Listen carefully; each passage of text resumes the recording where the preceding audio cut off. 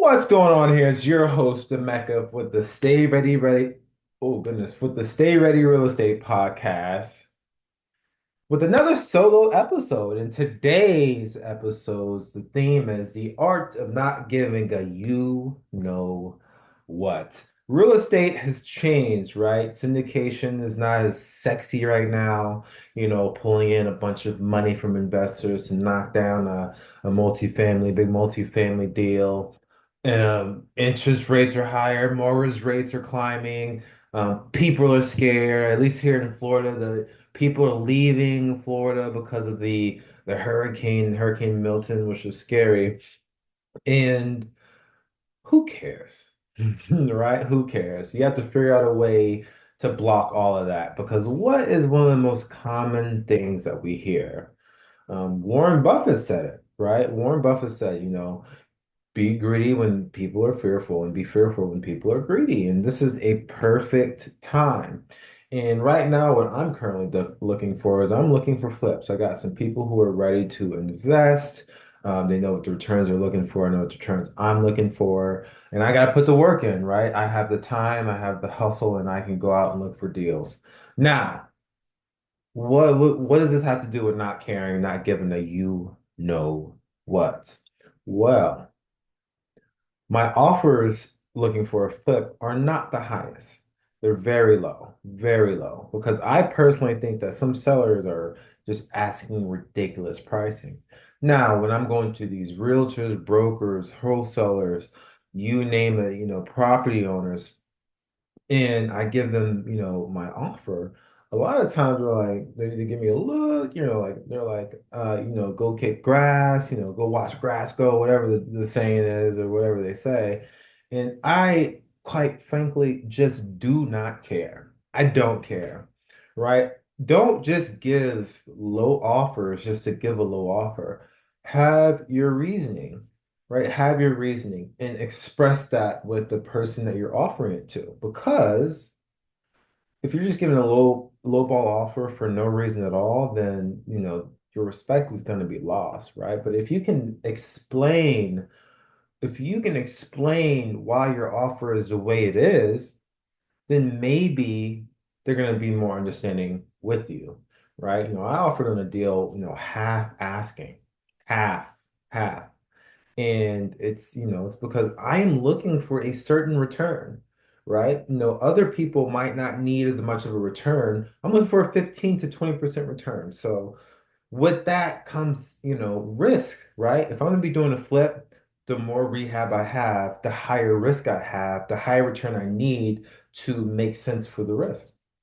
And I have to stick to it. I have to stick to it. And I don't have room to, I don't have wiggle room. And explain that. Explain that. Explain exactly why you're offering, right? So if you're going to be offering half-ass, and let's say property is going for 100, right? And you ask for 50. You're gonna have to explain that, the flooring has to be completely ripped out and put back in. The drywall has this and that. Material costs are gonna cost me this, and I'm not a contractor myself, and I think the quote's gonna be this based off the previous quotes I've got, in the square footage. And not only that, I still have the interest. Houses are staying on the market longer. So these are all these risks. Market is changing. You can't sell a house in 10 days and get, five people offering over asking. And the reality is you have no idea when that house is going to sell. And you can't base it off of, sales that happen, before the hurricane, right? Because now that the hurricane came, people already did, was insurance pulled, right? Was a claim filed? What happened? Why you're selling? These sellers, or excuse me, these buyers are, a little bit more stingy now. They're gonna ask more questions, and it's a buyer's market, in my opinion. And just because houses aren't selling as fast doesn't mean they're not selling, right? And you have to underwrite for that. That is why my offers are low, right? That's what we put in. For us to make a 15% return, realistically speaking, this house might not sell for another 4 to 5 months. And if I want to sell it in 2 months, then that means I may need to start at a lower asking price because being ridiculous high whenever the property is renovated and everyone's gonna negotiate, right? Everyone's gonna make an offer and there has to be a counter. It's just standard. But if I start too high, I'm gonna scare people away. But if I start too low, I might not get the return I need. So you have to start just right based off what you're seeing, what the houses are on the days in the market.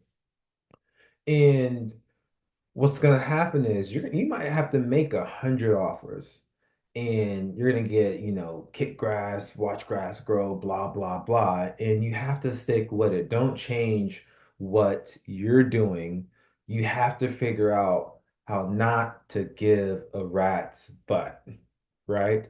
And it's an art because you might start second guessing, okay, well, maybe he's right, right? I offered way low on some property and they asked me what my rehab was like, well, that's kind of high. No, it's not. That's perfect for me because I need to have my contingency because you don't know. And ask anybody in this game something almost always happen that you did not expect. So you're going to need that 15 to 20% contingency, right? And maybe you could lower that the more you have experience in the deal, but you have to figure out how not to care about what the outside noise is, right? If you're underwriting every day or couple times a week, stay consistent, stick to your numbers, stick to your gut. Trust your gut. Your gut is almost always right. And who cares what anybody says, right? If realtors are talking about you, make sure that your underwriting is decent then at least. If you're going to be explaining these things and you're just out of whack, then maybe you do need to change something. But make sure you have the factual evidence. Get bids, get 3 different bids, get an understanding of what contractors are charging. If you have a go-to contractor, make sure you show him. But if you want to be aggressive, and make sense and make sure your low offers are reasonable. As I mentioned before, make sure you always have a reason for your low offers.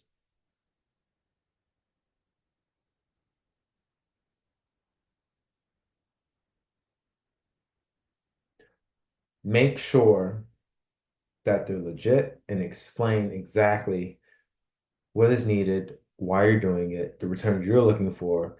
Because if my Roth IRA or my traditional IRA, if it's making 12% in the market, and for me to get an offer that you want, I need to be at 10% return. It makes no sense, right? It's the risk.